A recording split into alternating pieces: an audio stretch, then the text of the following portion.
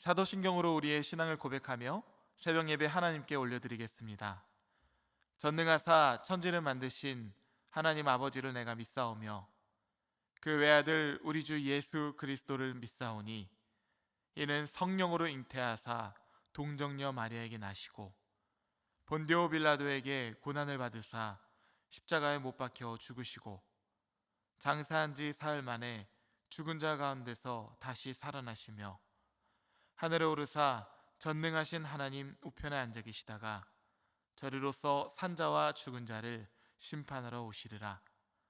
성령을 믿사오며 거룩한 공예와 성도가 서로 교통하는 것과 죄를 사하여 주시는 것과 몸이 다시 사는 것과 영원히 사는 것을 믿사옵나이다. 아멘.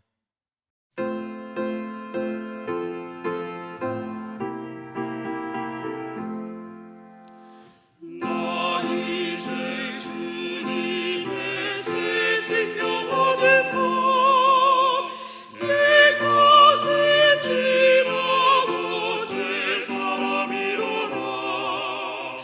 그 생명 내 맘에 강같이 흐르고 그 사랑 내게서 해같이 빛난다.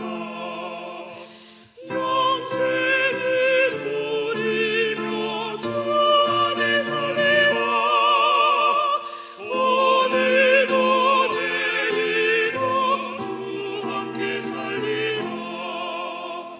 주 안에 감추인 새 생명 얻으니 이전에 줬던 것 이제는 값없다. 하늘의 은혜와 평화를 맛보리.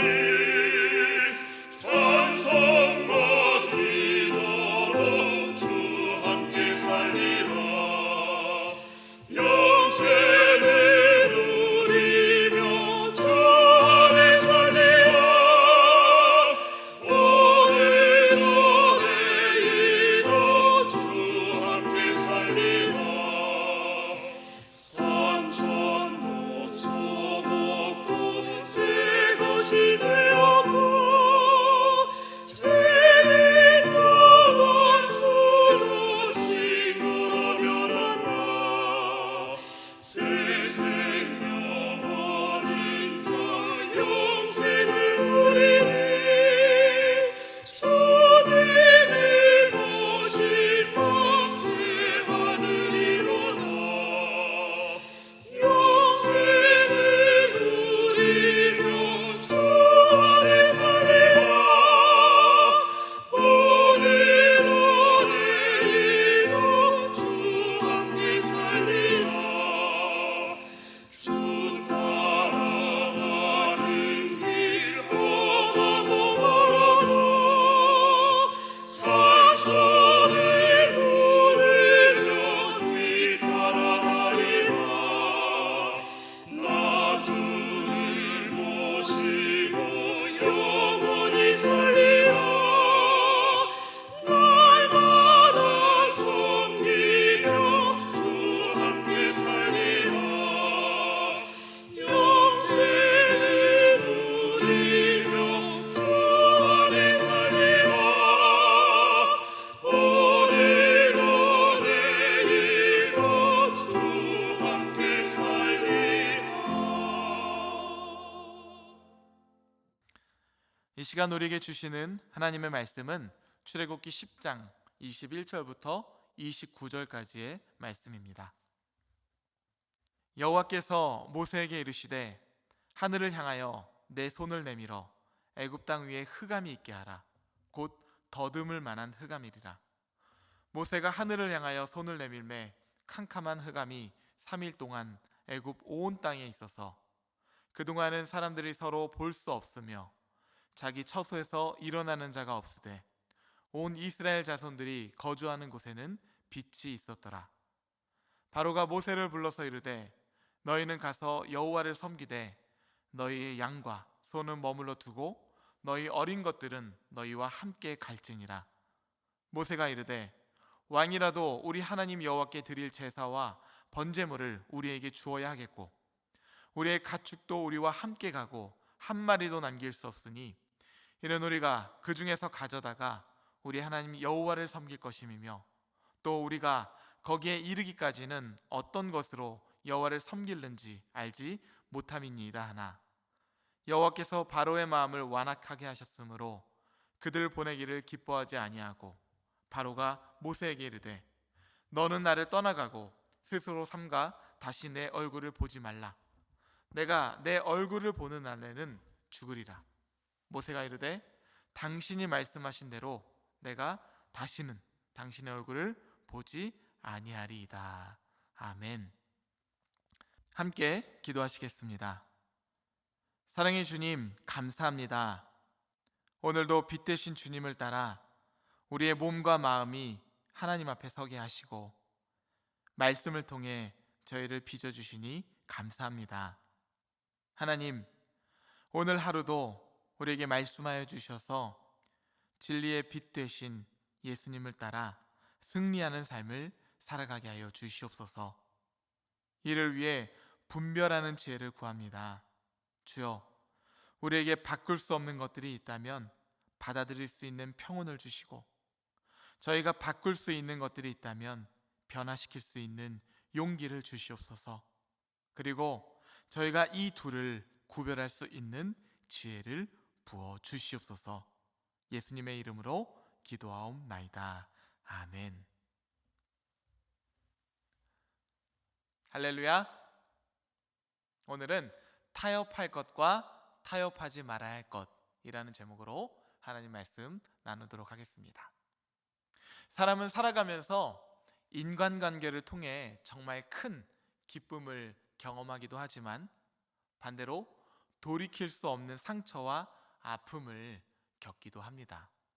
부부관계, 부모와 자녀와의 관계, 일터에서의 관계, 그리고 신앙 공동체 안에서의 관계. 이 외에도 수많은 인간관계 속에서 우리는 둘도 없는 친구가 되기도 하고 원수가 되기도 하는 것이죠. 그래서인지 유독 관계에 대한 명대사들이 참 많지 않습니까? 예를 들어 일이 힘드냐? 사람이 힘들지. 혹시 이런 말 많이 들어보지 않으셨습니까? 그리고 님이라는 글자에 점 하나만 붙이면 뭐가 된다고 하나요? 남이 된다고 합니다. 반대로 남이라는 글자에서 점 하나를 지우면 님이 되는데 이런 것이 바로 우리가 살아가는 인간관계의 현실이죠. 점 하나로 님이 되고 점 하나로 남이 되는 것. 부부, 친구, 직장 동료, 교인 이렇듯 사소한 것 하나로 우리의 관계는 희극이 되기도 하고 비극이 되기도 합니다. 저는 특별히 인간관계 혹은 무엇을 선택함에 있어서 타협이라는 지혜를 굉장히 중요한 가치로 여깁니다. 아마 이 말씀을 들으면 이렇게 생각하시는 분들이 계실 것 같아요. 당연한 소리를. 세상에 그걸 모르는 사람이 누가 있어?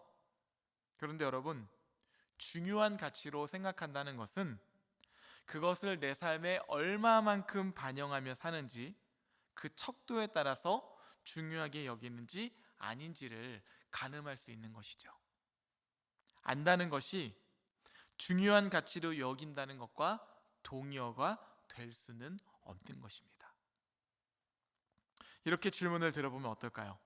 여러분은 타인과의 관계 속에서 갈등을 직면할 때 어떻게 반응을 하십니까? 예를 들어서 무언가를 선택해야 하는데 남편과 아내의 니즈 혹은 부모와 자녀의 니즈, 서로의 욕구가 다른 것이에요. 그래서 서로 선택하고자 하는 방향이나 입장이 다른 상황이 된 것입니다. 그럴 때 여러분들은 이러한 갈등을 어떻게 풀어나가십니까?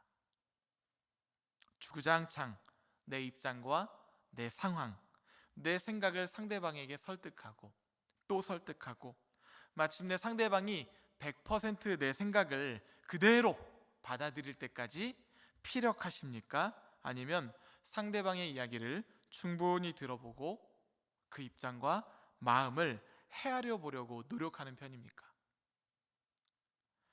타협이란 어떤 일을 한쪽이 아니라 서로 양보해서 협의하는 것을 의미하는 것이죠. 마치 십자가 좌우 양 끝에 있는 사람들이 중심을 향해 좌에서 한 걸음, 우에서 한 걸음, 이렇게 서로 양보해서 십자가 한 가운데서 만나는 것처럼 말이죠. 이렇듯 내가 중요하게 생각하는 가치와 욕구를 존중하듯이 타인의 가치와 욕구를 동일한 크기로 존중할 줄 안다면 우리의 관계, 우리의 삶은 지금과는 비교할 수 없을 정도로 풍성한 열매를 맺게 될 것입니다. 이것이 바로 타협의 지혜가 우리에게 주는 유익이에요. 한편 타협은 좋은 게 좋은 거지를 의미하는 것은 아닙니다. 우리는 대개 선과 악을 쉽게 규정해버리게 되는데요. 나는 선, 너는 악, 이런 식으로 말이죠. 나는 골리앗, 다윗, 너는 골리앗. 나는 욥, 너는 욥을 정죄하는 친구들. 재미있는 것은 보통 자신을 선으로, 상대방을 악으로 우리는 규정한다는 것입니다. 그런데 우리 일상을 보면 대부분이 이러한 선과 악의 문제보다는 입장 논리나 이익의 논리일 때가 참 많죠. 그런데 굳이 입장과 이익의 논리에 선과 악이라는 공식을 대입하려고 하니 문제 해결은커녕 골만 더 깊어져 가는 것 아니겠습니까? 그런 의미에서 이를 쉽게 혹은 적당히 처리하기 위해서 타협의 지혜를 논하는 것이 아니라 건강한 문제 해결의 방식으로서 타협의 지혜를 배워야 한다는 것이죠. 한쪽의 이익, 한쪽의 입장만 강압하고 피력하고 설득할 것이 아니라 조금씩 서로 간에 양보를 하고 서로의 가치를 존중하며 그 안에서 함께 적정선을 찾아가는 것 말이죠. 저는 이러한 타협의 지혜를 통해 제 삶에서 그리고 사역 안에서 풍성한 열매를 경험하고 있습니다. 여러분들도 내가 다른 사람과 어떻게 소통을 하고 관계를 맺고 있는지 한번 스스로를 점검해 보시기를 바랍니다. 그런데 여기서 중요해야 할 것은 딱 한 가지, 바로 죄와의 타협이에요. 타협이 아무리 지혜의 언어이고 우리의 삶에 풍성하게 해준다 하더라도 우리가 죄와는 타협할 수 없는 노릇 아니겠습니까? 빛이 어떻게 어둠과 공존할 수가 있겠습니까? 요한일서 2장은 우리에게 이렇게 말해줍니다. 이 세상이나 세상에 있는 것들을 사랑하지 말라. 누구든지 세상을 사랑하면 아버지의 사랑이 그 안에 있지 아니하니 이는 세상에 있는 모든 것이 육신의 정욕과 안목의 정욕과 이생의 자랑이니 다 아버지께로부터 온 것이 아니요 세상으로부터 온 것이라. 뭐라고 말씀하십니까? 세상, 육신의 정욕과 안목의 정욕과 이생의 자랑을 사랑하면 아버지의 사랑이 그 안에 있지 않다. 함께 공존할 수 없다는 말씀이죠. 죄는 타협의 대상이 아니라는 말씀을 지금 하고 있는 것이에요. 눈 한번 질끈 감고 그저 좋은 게 좋은 거지 라고 할 수 있는 대상의 것이 아니라는 말씀입니다. 예레미야서 5장 25절은 이렇게 말합니다. 너희 허물이 이러한 일들을 물리쳤고 너희 죄가 너희로부터 좋은 것을 막았느니라. 심지어 죄는 하나님으로부터 오는 좋은 것, 거룩한 것을 막는 성질의 것이다 라고 말씀하십니다. 그래서 우리는 선과 악의 문제에 대해서만큼은 절대로 타협을 해서는 안 되는 것이죠. 단호해야 합니다. 오늘 본문은 애굽에 내려진 9번째 재앙, 온 땅이 흑암으로 덮이는 사건을 보도하고 있습니다. 아마 8번에 걸쳐서 전무후무한 재앙을 경험했다고 한다면 이집트의 바로 왕은 무언가를 깨닫고 돌이켜야만 했었습니다. 하지만 그의 마음은 여전히 완고했고 자신의 뜻, 자신의 죄악을 결코 돌이키려 하지 않았던 것이죠. 여전히 믿고 있는 무언가가 남아있다는 의미이기도 합니다. 그런 자에게 주어질 미래가 무엇일까요? 키에르케고르는 절망을 죽음에 이르는 병이다 라고 말하는데요, 하나님은 바로왕이 의지하고 있는 것, 소망을 두고 있는 것, 그것들을 하나하나 철저하게 무너뜨림으로써 그의 모든 소망을 절망으로 바꾸실 것입니다. 그렇게 바로와 이집트는 파국을 치닫으며 9번째 재앙을 맞이하게 되는 것이죠. 출애굽기 10장 21절 말씀입니다. 여호와께서 모세에게 이르시되 하늘을 향하여 내 손을 내밀어 애굽 땅 위에 흑암이 있게 하라. 곧 더듬을 만한 흑암이리라. 학자들은 여기서 말하는 흑암을 엄청난 규모의 모래 폭풍으로 인한 것이다 라고 추정을 하는데요, 사실 나일강 유역을 벗어나면 광활한 사막뿐인 이집트에서 이런 모래 폭풍은 일상적인 경험의 모습이었습니다. 하지만 하나님께서는 그 누구도 경험해보지 못한 초자연급의 거대한 모래 폭풍을 불게 하셔서 태양을 가리고 흑암으로 온 땅을 덮으신 것이죠. 그로 인해 이집트인들은 집 밖으로 나오지도 못했을 뿐만 아니라 모든 일상이 순식간에 혼돈으로 빠져버리게 되었습니다. 또한 여기서 흑암 재앙은 이집트의 주신인 태양신에 대한 심판의 의미도 담겨 있습니다.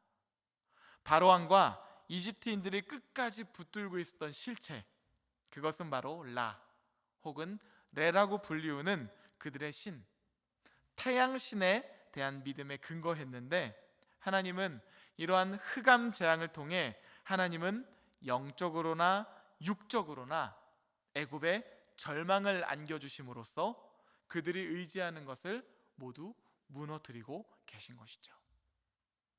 반면 전국적인 모래폭풍 가운데서도 유독 이스라엘 백성이 거주하는 고센 땅에는 그것이 임하지 않고 그곳에는 평소와 다름없는 빛이 있었다라고 성경은 말합니다. 이것을 통해 지금 이 모든 것을 주관하시는 분이 하나님이심을 드러내고 있는 것이죠. 출애굽기 10장 23절입니다.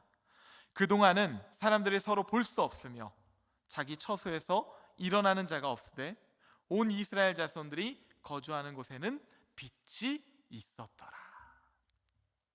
두려움에 사로잡힌 바로왕은 황급히 모세를 부르게 됩니다. 그리고는 다시 협상을 재개하는데요, 그럼 내가 조금 더 양보하는 걸로 해서 너희 자녀들을 포함해 모두를 보내주겠다. 하지만 가축은 남겨두고 떠나거라.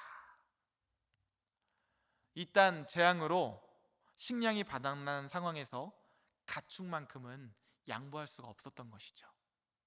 또한 이집트인들은 동물을 신격화하기도 했는데, 그런 의미에서 이 대목은 그들의 믿음과도 연관이 되어 있는 것입니다. 확실히 바로왕이 처음 보였던 태도에 비하면 굉장히 호의적인 입장이 되어 있는 것이에요. 하지만 유목민인 이스라엘 백성에게 삶의 근간이자 생명줄인 가축을 놓고 떠나라는 것은 받아들이기가 불가능한 조건이었습니다. 더군다나 이스라엘의 제사는 제단에 짐승을 태우는 희생제사를 통해서 드려지는데, 가축이 없다면 예배 공동체인 이스라엘이 예배를 드릴 수도 없는 것 아니겠습니까?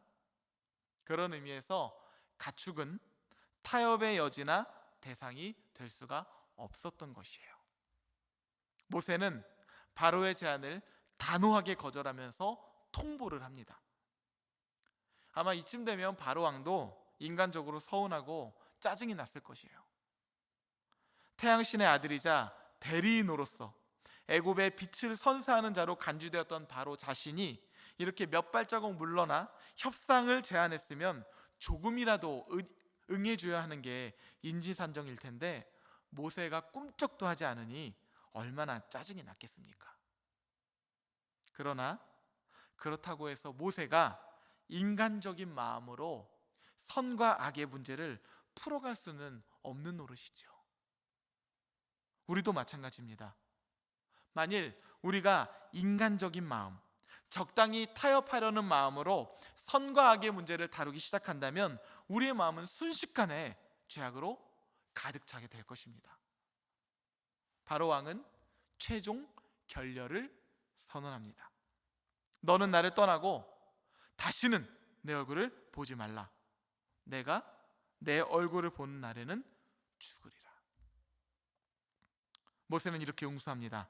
당신이 말씀하신 대로 내가 다시는 당신의 얼굴을 보지 아니하리이다. 아마 여기까지 오는 동안 모세의 마음도 여러 가지 생각들로 동요되고 흔들렸을 것입니다.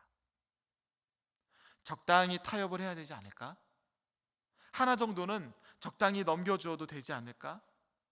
아무리 하나님께서 말씀하셨지만 1절의 양보 없이 내 주장만 주구장창 펼치는 것은 너무한 것 아닐까? 이러다 아무것도 얻지 못하게 되면 나는 어떻게 되는 걸까? 수많은 생각들이 그의 마음속에 지도로 펼쳐졌겠죠. 그럼에도 모세는 인간적인 생각들을 모두 떨쳐내고 하나님의 말씀, 거룩한 빛을 따라 분별력 있는 행보를 걸어나갔고, 그 발걸음을 통해 하나님은 출애굽이라는 놀라운 구원의 역사를 펼치신 것입니다. 사랑하는 성도 여러분, 여러분의 삶은 어떻습니까? 타협해야 할 것은 타협하고, 타협하지 말아야 할 것은 타협하지 않는 분별력 있는 삶을 살아가고 계십니까? 만일 우리가 타협해야 할 것에 대해서는 타협하지 않고 타협하지 말아야 할 것들에 대해서는 적당히 타협하며 살아간다고 한다면 우리의 삶은 흑암으로 가득한 그러한 인생이 될 것입니다. 영적인 맹인이 되는 건 말이죠. 간절히 바라기는 여러분들의 삶이 맹인된 영적인 소경의 삶이 아니라 빛의 자녀답게 거룩한 빛을 따라, 말씀을 따라 모세와 같이 힘차게 행보하는 그리스도인들이 되시기를 우리 주 예수 그리스도의 이름으로 간절히 축복합니다. 함께 주기도문 하시겠습니다. 하늘에 계신 우리 아버지여, 이름이 거룩히 여김을 받으시오며 나라가 임하시오며 뜻이 하늘에서 이루어진 것 같이 땅에서도 이루어지이다.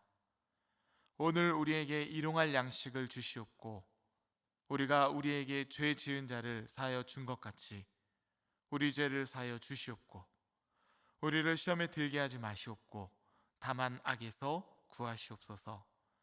나라와 권세와 영광이 아버지께 영원히 있사옵나이다. 아멘.